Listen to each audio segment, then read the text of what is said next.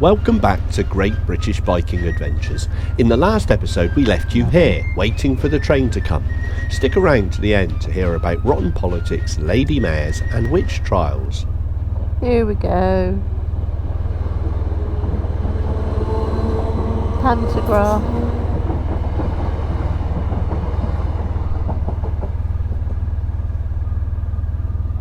Up go the barriers. And we're all off, racing to get over first. Very nice houses.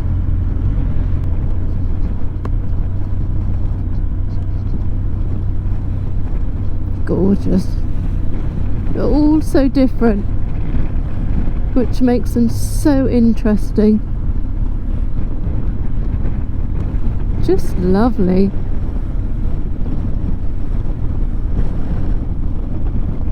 And there you have it, Frinton-on-Sea, seafront. Clear. Frinton-on-Sea, which is a delightful place. And now we're taking a detour to the route planned, because this one looks more interesting, of course.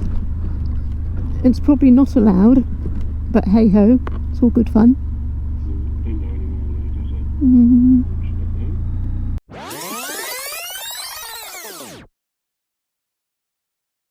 On the 22nd of August 1984, Brian Bishop, a constable of the Essex Police, challenged Colin Richards, who had returned to this spot to collect stolen money which he had hidden following post office robberies in Walton and Frinton. Richards shot the officer, causing extensive injuries from which he subsequently died. Richards was convicted of his murder and sentenced to life in prison.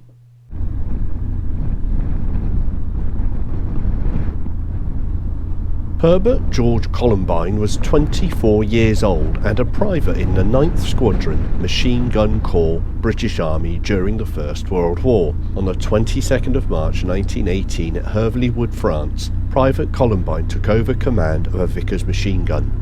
For 4 hours from his isolated position, he kept firing, repelling wave after wave of relentless enemy attack. Eventually, when he realised the position could not be held, he told the 2 remaining men to get away, and although he was being bombed on either side, he kept firing his gun until he was killed by a bomb. He was posthumously awarded the Victoria Cross, the highest and most prestigious award for gallantry in the face of the enemy that can be awarded to British and Commonwealth forces. In August 2014, this statue was unveiled, and it is believed to be the only statue commemorating the actions of a private.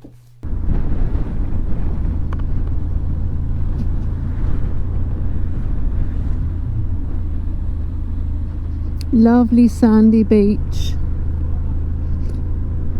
So that's changed from the last, since this morning.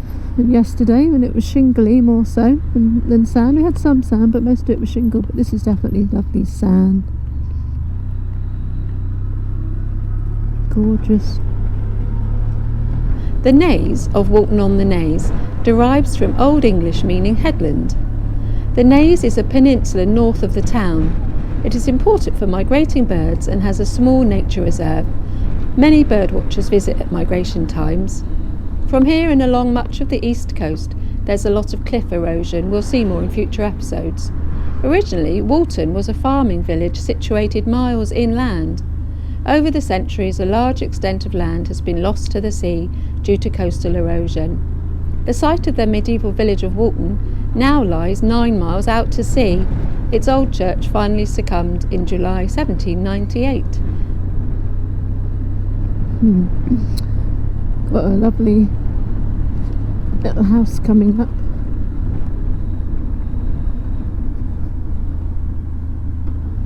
The Naze continues to erode rapidly at about 2 metres a year. Millions of tonnes of sand have been added to the beach to replenish it and stop the cliff eroding. However, the cliff near Naze Tower is greatly eroded. It is receding fast, and within 50 years Naze Tower may tumble into the sea.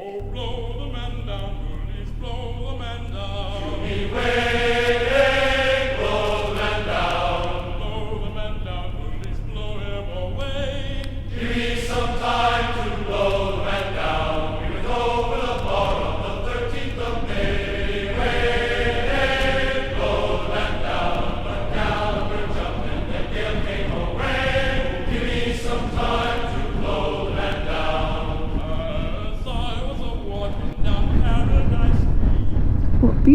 colour beach huts.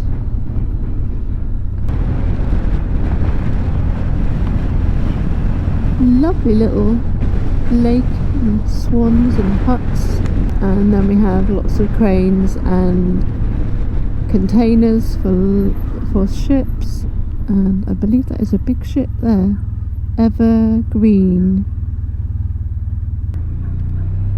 She's got her juxta compression bandaging on, bless her, and she's still out and about.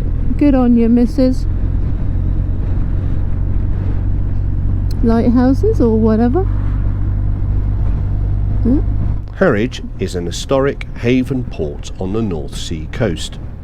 Its position on the estuaries of the Stour and Orwell rivers, with its usefulness to mariners as the only safe anchorage between the Thames and the Humber, led to a long period of civil and military maritime significance. The town became a naval base in 1657 and was heavily fortified, with Harwich Redoubt, Beacon Hill Battery and Bathside Battery. Harwich International Shanty Festival was set up in 2006. Through concerts, sing-arounds, pub sessions, talks and workshops, the seafaring history and heritage of Harwich is celebrated. The festival is one of the biggest shanty festivals in the country.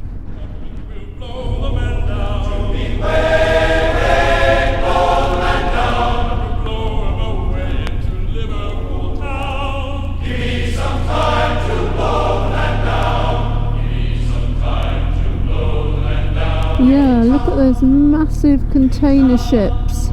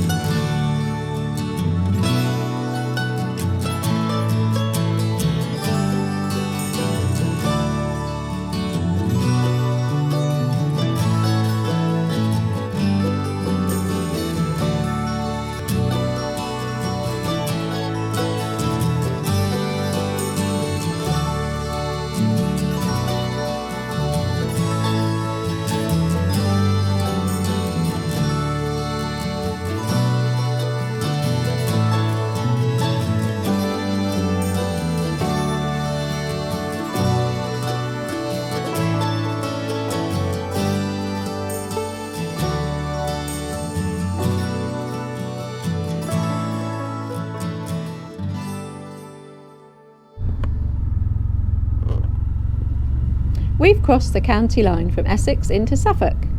Oldburg is an old coastal town. The name Oldburg derives from the Old English old, and burh, fortification. Much of the Tudor town has now been lost to the sea. This is the Moot Hall, and it is very interesting. Firstly, the name Moot.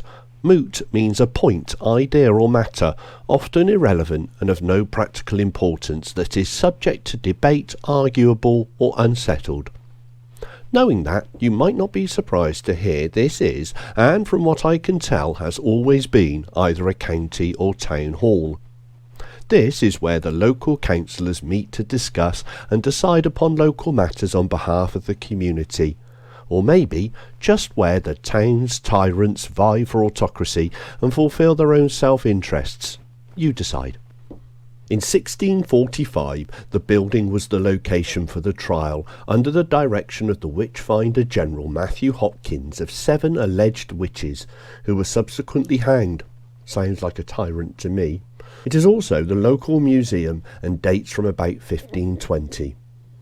Oldburg had a very small electorate, and the parliamentary candidates were selected by a small number of burgesses, which meant it was deemed to be a rotten borough, something we told you all about way back in episode 5. Go check it out. Consequently, its right to elect members of Parliament was removed by the Reform Act of 1832.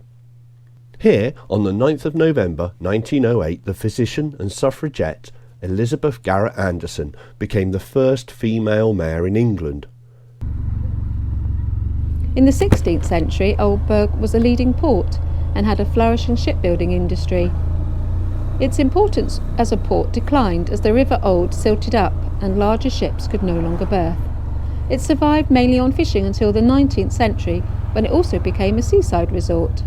Much of its distinctive, whimsical architecture dates from that period. It's perhaps most famous for being the home of the composer Benjamin Britten and the International Oldburg Festival of Arts, which was founded by Britten in 1948. This is Oldburg. The little villagey part was the other end. This is the seafronty bit. We've been in the saddle for 12 hours and on the road for 6 consecutive days. If there was a day when we needed to go straight to bed, this was it. But we were yet to set up camp. In there. That's where we're heading. We were unpleasantly surprised to discover there weren't many campsites in the area, at least not ones open in April. The first site we tried didn't allow tents. Oh. Not even for one night. So we pressed on to Sizewell, where we found another site that didn't allow tents. It seems campers have a bad reputation in these parts. Thankfully, the site warden at the second site was a biker and took pity on us. He found a quiet corner and we set up for the night. The next challenge was to find a pub serving food. We ended up having to go all the way back into Oldborough, and opposite the Moot Hall had fish and chips at the Mill Inn. Thanks for watching. Please like and subscribe. Also, we like to see and respond to your comments. Don't be shy, but please be polite.